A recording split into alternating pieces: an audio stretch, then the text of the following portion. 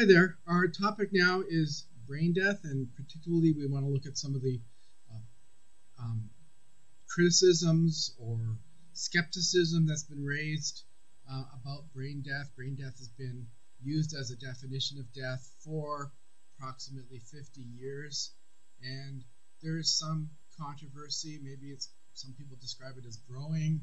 I'm not sure if I can verify that, but it's certainly been around. I've followed it, and we'll talk a little bit about that controversy in this lesson. But we want to start off here with just some quick general comments about brain death.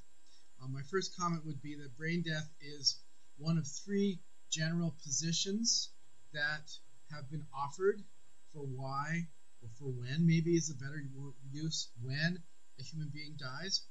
A lot of people kind of sort of wonder, are we redefining death? But we're not redefining death. Death is the end. Death is the loss of life.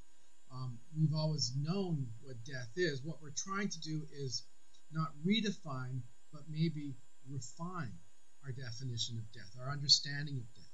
And why would we want to do that? Well, part of this is caused by medical practice. It's become much more technologized. We've got much more, we have machines and stuff. 100 years ago, people didn't normally die in a hospital. They died at home. Now they're going to hospitals. They're being treated long term. They're on machines. Machines are oftentimes being used to keep them alive. And we want to know much more particularly when somebody dies. Almost, maybe if we could put it almost to the minute, they died right now. So we can stop very expensive treatment if we don't have to do it. There's another issue about organ transplantation, which you may have read about in some of the readings. We'll let that sit for now. But that's a related issue. I don't think that's the issue why we were prompted to come up with more refined definitions of death. But some people think it's not that. When we're looking at these definitions, they usually involve three kinds of things. So a definition of death is an attempt to bring the general idea of death down into the human body to provide some sort of an anatomical or maybe generally medical definition of death that's combined with the more common definition of death. And in a way, what death is a philosophical question, not a medical question at all. But medicine can help us understand when that sort of thing happens. Definitions of death also include identification of where to look for this death and what tests to use to verify it. So definitions of death is all about being able to declare somebody's dead with some amount of certitude, and then to justify particularly not treating or continuing to treat somebody.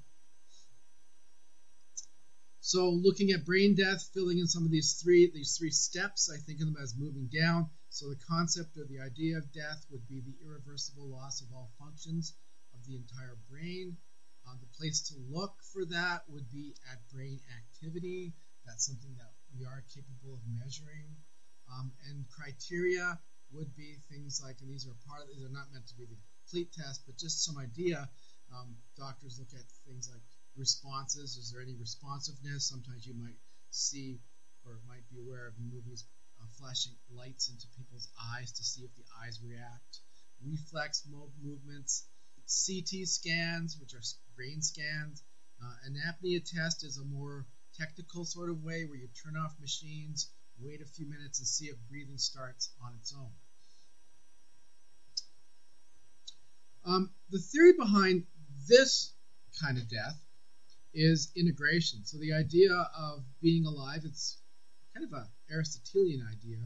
A living thing is a thing that's integrating bodily activities. So the very obvious sort of move is, well, let's look for the integrator. That would be the brain. So if your brain isn't functioning, if your brain is no longer working, you're no longer integrating, you no longer actually can integrate. And so that would be, and it's a theory, it's not a fact, that would be death. So notice what's going on here. So we are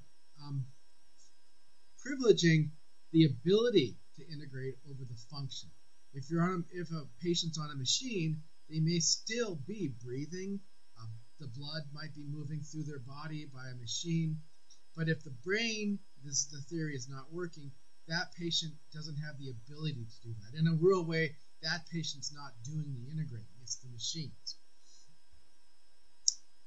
This can be kind of disconcerting, especially for people who are, especially people who are part of the process here, not the patient, but your loved ones.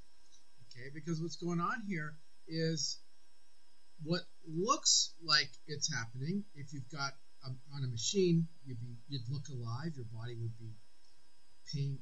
It would be moving. It would be breathing.